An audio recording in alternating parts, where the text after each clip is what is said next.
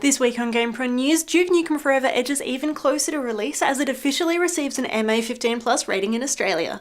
There's more good news for gamers as BlizzCon 2011 is announced, and EA teases with an early glimpse of Battlefield 3.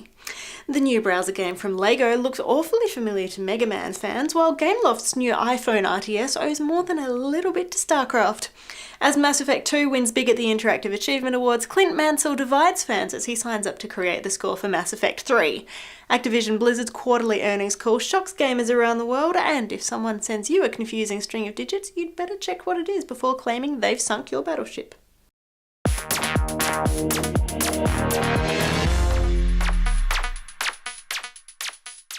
Hi, I'm Jessica Citizen.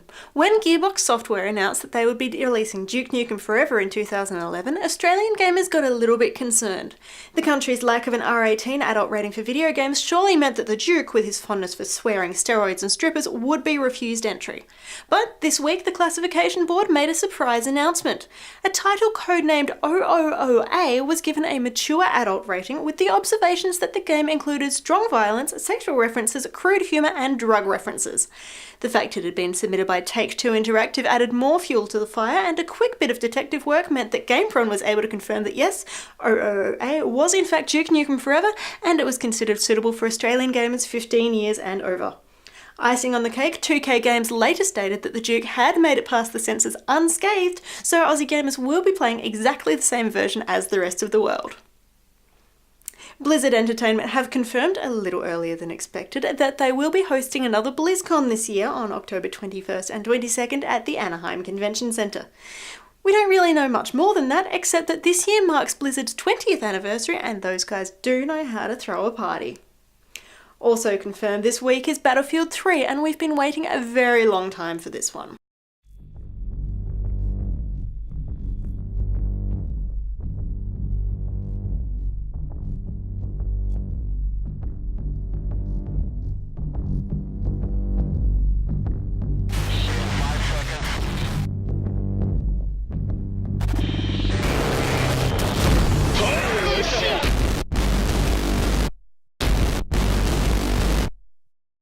Gameplay designer Alan Kurtz took to Twitter to answer some questions about the upcoming game, revealing that while you can go prone, dolphin diving is a thing of the past. He also explained that multiplayer in Battlefield 3 will use an upgraded weapon and FOV system to the one used in Medal of Honor and Battlefield Bad Company 2, and that the game will be a lot deeper than Battlefield 2.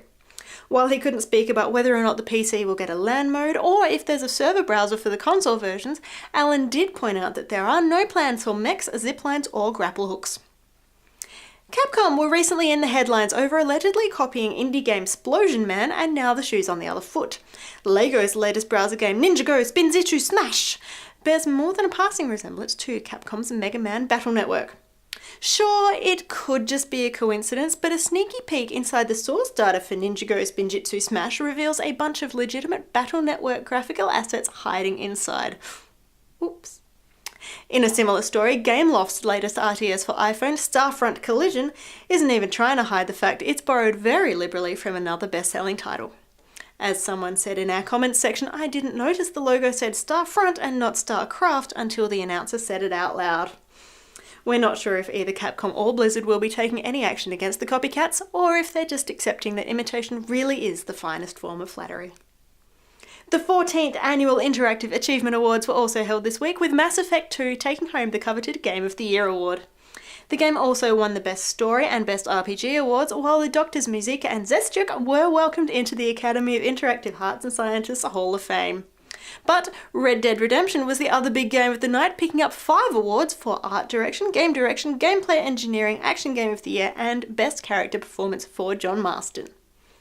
BioWare are also looking to the future, as iconic British musician Clint Mansell has confirmed that he has signed up to create the score for the upcoming sequel, Mass Effect 3. The move has divided the trilogy's usually loyal fanbase. On one hand, the soundtracks to the original 2 games, created by Jack Wall and Sam Hulick, were so synonymous with the series that it seems odd to suddenly shift composers for the third. Both Jack and Sam have made statements that the split is an amicable one, with Jack explaining that it was just time for a change. On the other, very important hand, Clint Mansell is kinda awesome. A founding member of British band Pop Will Eat Itself, he's best known in recent times for his work on film scores including Pi, Requiem for a Dream and Black Swan. He's explained that he feels like a DJ working on Mass Effect 3, describing the score as a symphony made up of a lot of different elements and component parts.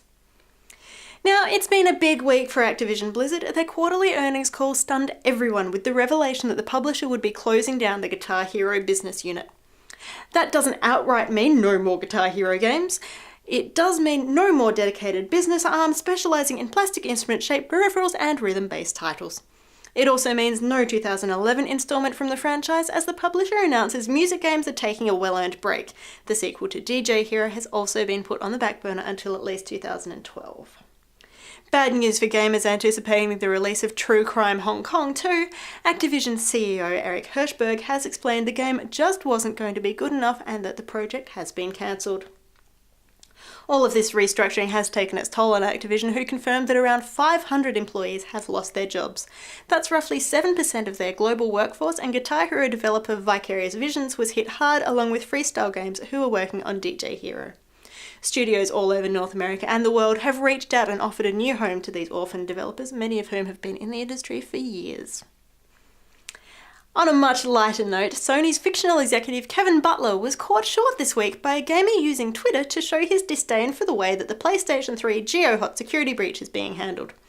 Travis Lamar tweeted a string of letters and numbers to Kevin Butler's Twitter account, adding the taunt, "Come at me."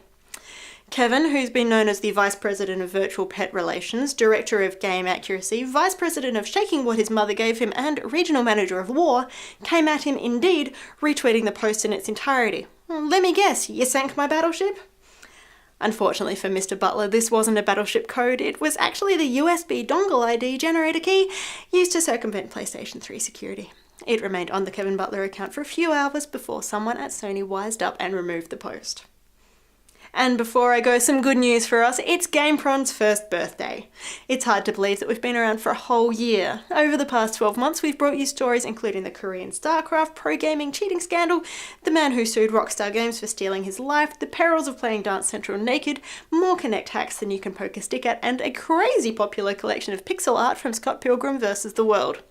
Highlights of the last year included the StarCraft launch in Brisbane, GCAP on the Gold Coast, and of course BlizzCon in California.